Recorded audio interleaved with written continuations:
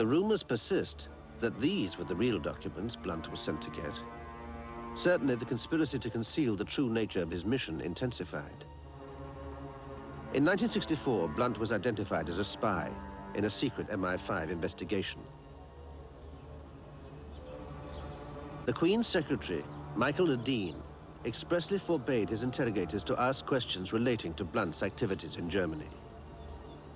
From time to time, you may find Blunt referring to an assignment he undertook on behalf of the palace, a visit to Germany at the end of the war. Please do not pursue this matter. Strictly speaking, it is not relevant to considerations of national security. Blunt's chief interrogator was Peter Wright. In his famous memoirs, Spycatcher, Wright recalled the royal edict and concluded, "The palace has had several centuries to learn the difficult art of scandal burying.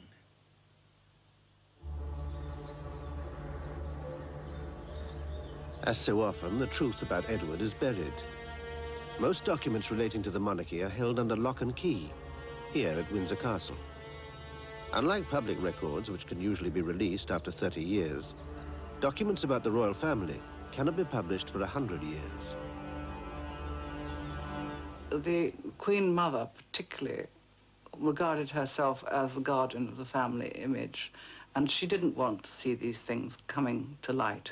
Although she intensely disliked the Duke of Windsor, and they all showed him up in a bad way, she nonetheless thought it important that they should be suppressed, if possible.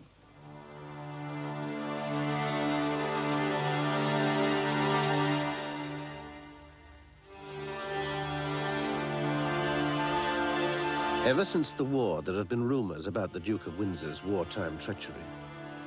Successive governments, both Labour and Conservative, have suppressed documents relating to Edward and closed ranks to protect the institution of the monarchy. Even today, over 20 years after Edward's death, there are scores of documents here in the Public Records Office which remain closed.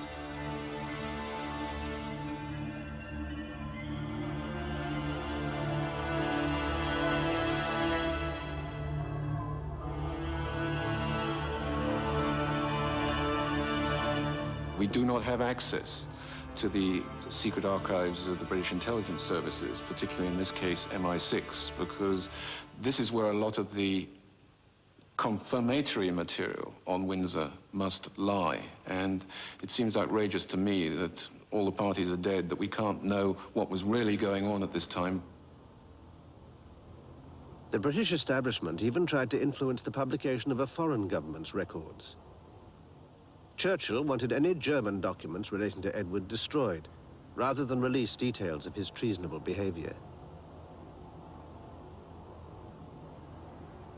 Although these foreign policy documents were used as vital evidence in the Nuremberg trials, Churchill dismissed them as a tainted source.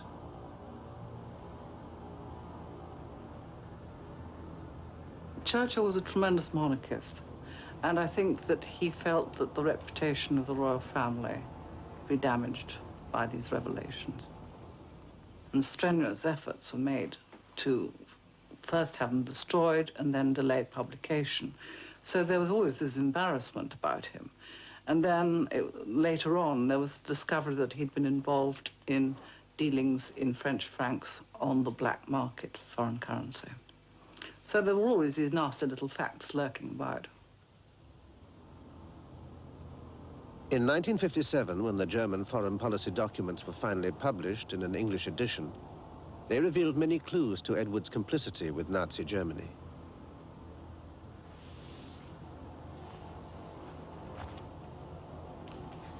The British Foreign Office was sufficiently concerned that they insisted on an extraordinary disclaimer to preface the volumes which mentioned Edward.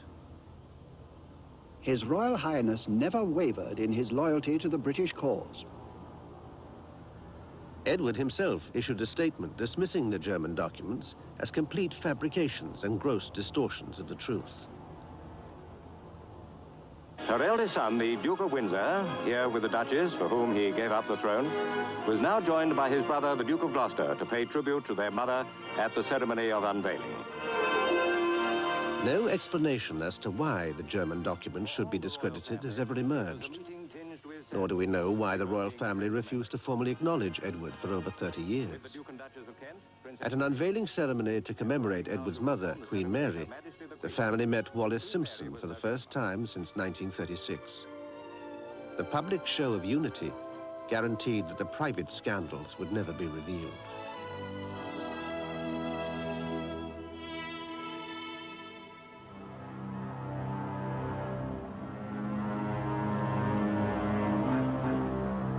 Edward died in 1972, with most of his secrets intact.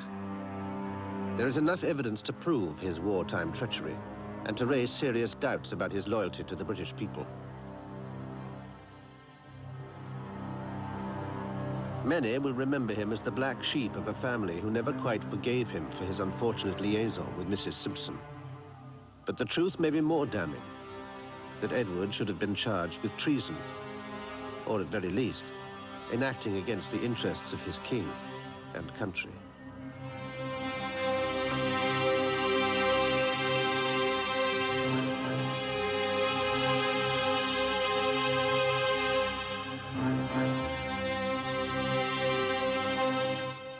Next week, we begin a season of Sunday stereo specials with this year's last night of the Proms.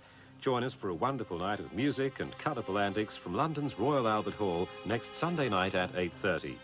Coming up, Compass.